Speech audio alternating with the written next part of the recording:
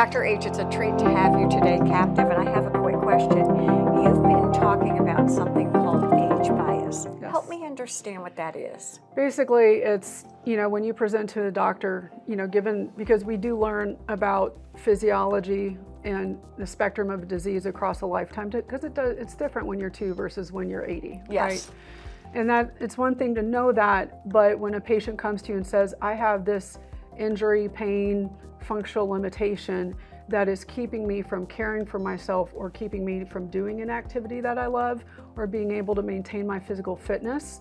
And then the response is, well, you're fill in the blank years old, what do you expect? And one of the things that's interesting for me about you is that you are very conscious and conscientious about taking a patient where they are Yes. in spite of age and not dismissing any kind of symptom or question that they have. Correct, because at the end of the day, it really doesn't matter what issue they have.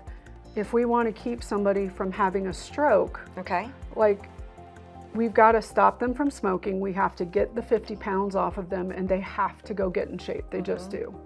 And that's true for everybody.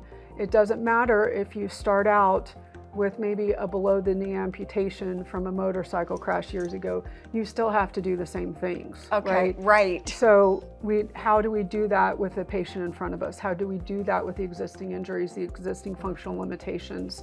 But the end result is the same. And that's what you're saying, I think, is use it or lose it is what I hear, and that's wonderful, but you have to do the work is what you teach me whenever we talk. Yes. You have to do the work. Absolutely. Thank Yes. you.